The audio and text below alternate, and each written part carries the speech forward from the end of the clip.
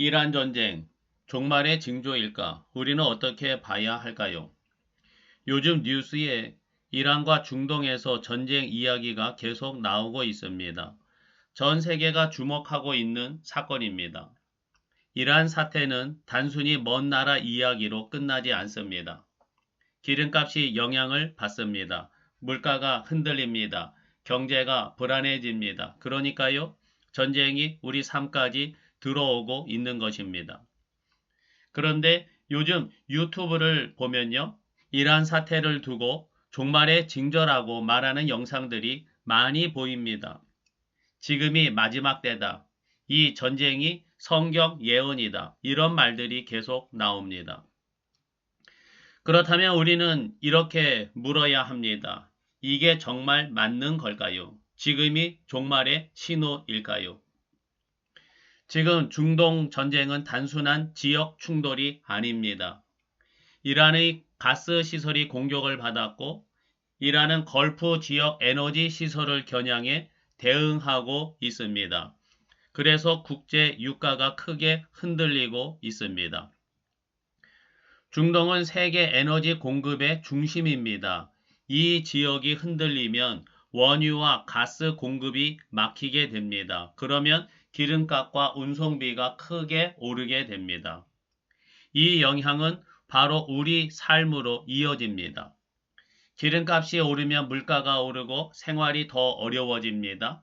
환율과 주식 시장도 불안해지고 기업과 소비도 위축됩니다. 여기서 끝이 아닙니다. 상황이 더 악화되면 국제 군사 긴장이 높아질 수 있습니다. 이 경우 한국도 참여 압력을 받을 가능성을 완전히 배제할 수 없습니다. 또 이 전쟁은 쉽게 끝나기 어려운 구조입니다. 이해 관계가 복잡하게 얽혀 있고 휴전도 쉽지 않습니다. 그래서 상황이 길어질 가능성이 있습니다. 전쟁이 길어지면 유가와 경제 불안이 더 커질 수 있습니다. 전쟁 뉴스 따로, 내 생활 따로 이렇게 나눠서 보기 어려운 시대가 되고 있습니다. 그런데요, 요즘 유튜브를 보면 이 이란 사태를 단순한 전쟁으로 보지 않습니다. 많은 사람들이 이것을 성경 예언의 성취로 해석하고 있습니다. 특히 가장 많이 언급되는 것이 에스겔 38장입니다. 이른바 곡과 마곡의 전쟁입니다. 이 해석은 이렇게 전개됩니다. 성경에 보면 이스라엘을 공격하기 위해 여러 나라가 연합한다고 나옵니다. 그런데 여기 나오는 바사를 오늘날 이란으로 보고 메섹과 두발은 러시아, 고멜은 터키, 붓은 리비아로 연결합니다. 그래서 지금 벌어지고 있는 러시아와 이란의 협력, 중동 국가들의 긴장을 보면서 지금이 바로 그 연합이 형성되는 단계다. 이렇게 해석하는 내용입니다. 그리고 한 걸음 더 나아갑니다. 이 전쟁이 벌어질 때 이스라엘은 고립될 것이라고 봅니다. 성경에 나오는 스바와 드단이 직접 개입하지 않고 말로만 항의하는 장면을 근거로 해서 지금도 미국과 서방이 완전히 개입하지 못하는 상황이 온다면 이것이 성경 그대로의 성취라고 말할 것입니다. 또 하나 중요한 장면 주장입니다. 이 전쟁은 사람의 힘으로 끝나는 것이 아니라 지진, 전염병, 하늘에서 내리는 불과 같은 초자연적인 방식으로 끝난다고 합니다. 그래서 이 전쟁을 통해 전 세계가 하나님을 알게 되는 결정적인 사건이 될 것이라고 말합니다.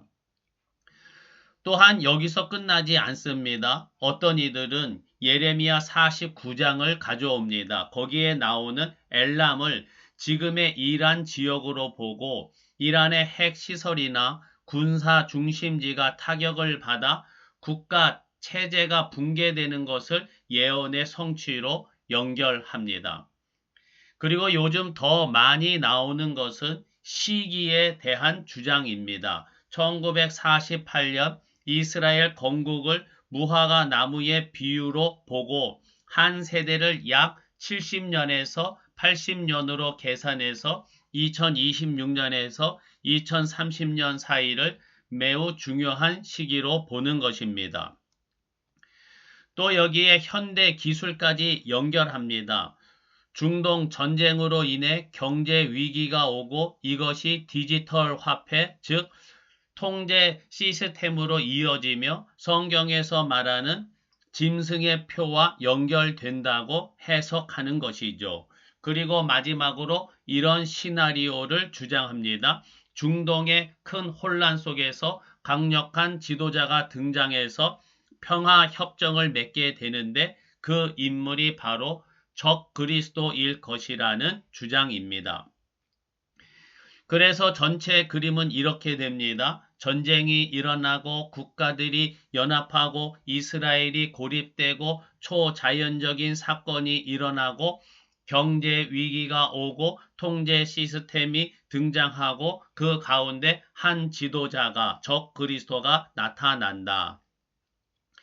이것이 바로 지금 우리가 보고 있는 시대의 흐름이다. 이렇게 주장하는 유튜브 내용들이 많습니다. 그렇다면 우리는 이러한 종말 징조 해석에 어떻게 대응해야 할까요? 먼저 지금 많이 나오는 주장들을 하나씩 짚어보겠습니다. 어떤 사람들은 이렇게 말합니다. 지금 이란과 러시아의 움직임이 에스겔 38장의 연합이다. 그래서 바산은 이란이고 메섹과 두발은 러시아이고 지금이 그 준비 단계라고 말합니다. 그런데요, 이 해석은 이미 과거에도 똑같이 나왔던 주장입니다. 1991년 걸프전 때도 그랬습니다. 이라크가 쿠웨이트를 침공했을 때 많은 사람들이 말했습니다. 지금이 바로 곡과 마곡 전쟁이다. 그러나 그 전쟁은 끝났고 종말은 오지 않았습니다. 2003년 이라크 전쟁 때도 마찬가지입니다. 미국이 이라크를 공격했을 때 또다시 같은 말이 나왔습니다. 이제 마지막이 시작됐다. 그러나 그 역시 지나갔습니다. 최근 러시아 우크라이나 전쟁 때도 똑같은 해석이 반복되었습니다. 러시아가 곡이다. 지금이 성경의 전쟁이다. 그러나 지금도 우리는 여전히 같은 세상 속에 살고 있습니다. 또 어떤 사람들은 이렇게 말합니다. 1948년 이스라엘 건국 이후 한 세대가 지나면 종말이 온다. 그래서 2026년, 2030년을 말합니다. 그런데요, 그 계산도 이미 수십 년 전부터 반복되어 왔습니다. 어떤 사람은 1988년을 말했고, 어떤 사람은 2000년을 말했고, 또 어떤 사람은 2010년대를 말했습니다. 그러나 그 모든 날짜는 지나갔습니다. 또 이런 주장도 있습니다. 중동 전쟁 이후 디지털 통제 시스템이 나오고 짐승의 표가 시작된다. 그런데요, 이 역시 새로운 주장이 아닙니다. 과거에는 바코드가 짐승의 표라고 했고 신용카드가 나왔을 때도 이게 통제 시스템이다 라고 했고 인터넷이 등장했을 때도 같은 말이 나왔습니다. 가만히 보면요.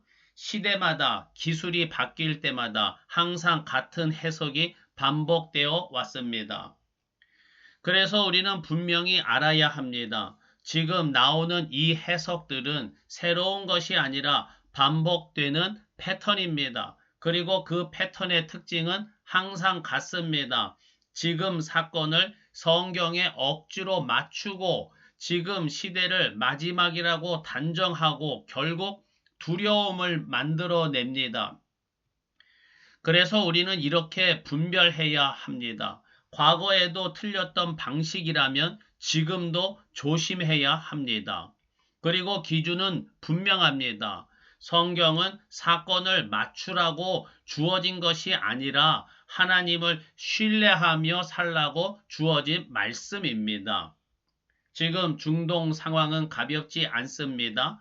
전쟁은 계속 확산될 수 있고 유가와 물가는 흔들리고 우리의 삶도 직접 영향을 받게 됩니다. 이건 먼 나라 이야기가 아니라 이미 우리 현실 안으로 들어온 문제입니다.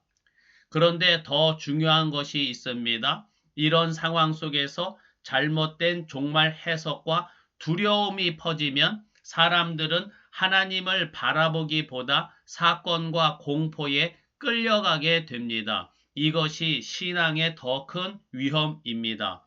예수님은 분명히 말씀하셨습니다. 그 날과 그때는 아무도 모른다. 그러므로 깨어 있으라. 그래서 우리의 방향은 분명합니다. 사건을 따라가지 말고 하나님을 붙잡아야 합니다. 세상이 흔들릴수록 내 믿음은 더 분명해져야 합니다. 두려움에 반응하지 말고 믿음으로 서십시오. 이것이 지금 우리가 가져야 할 태도입니다.